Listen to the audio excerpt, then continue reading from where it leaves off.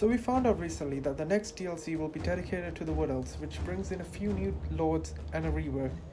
Now, these guys have been needing some content since they were introduced all the way back in Warhammer 1. Guess who else has been needing some new content since launch? That's right, the Beastmen. So, in this video I will talk about a few missing lords, heroes and units in the Beastmen roster.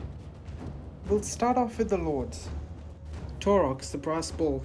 Taurox, as the name implies, is a minotaur completely covered in brass, making him basically unkillable.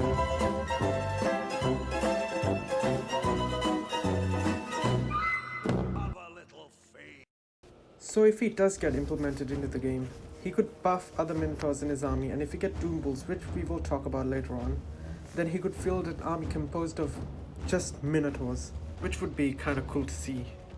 His warhead is going to start somewhere in Talabeclan in the Empire, and this might help stop the Empire from confederating fast, and maybe even stop the Order Tide, but he could really start anywhere in the Warhammer world. Goros Warhoof, the drunk daddy of 1,000 Centigores. This guy has been alive for centuries and has never been sober. He is easily angered and goes into a frenzy in a fight, and that ability is already in the game. His army could be mainly composed of his Centaur sons, which could act as the blitz army the Beastmen really need. This could work even better if Goros buffs the speed and melee attack of these Centaurs.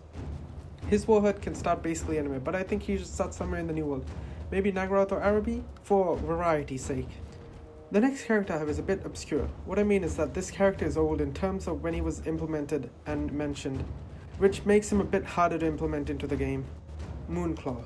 He isn't really a beastman or born immortal. He was created out of Warpstone or Morsleib, which is the dark moon to the regular moon of Warhammer Fantasy.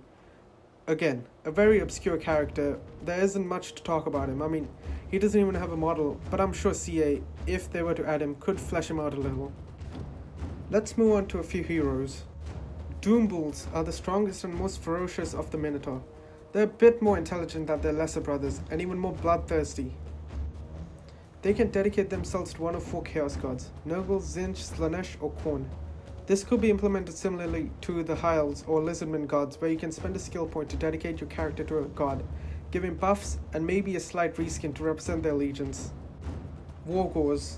They play an almost identical role to an Empire Captain, which the Beastmen desperately need.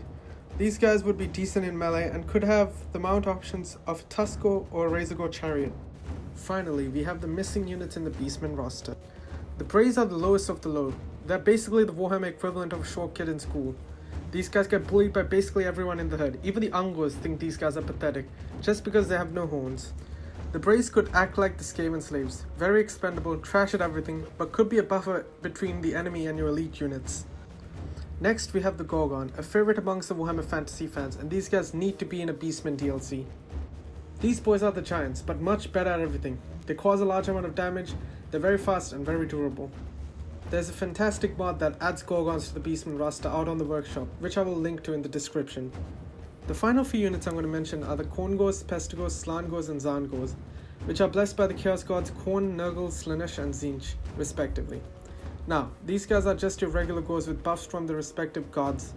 This could be translated into Warhammer by making the Khorngors a berserk type infantry with high damage, Pestigors causing debuffs to enemies around them, Slaangors being very fast and more of a hit and run unit, and the Zaangors causing magical damage and maybe a few personal spells. So those are just a few of the many missing units, lords and heroes of the Beastmen roster.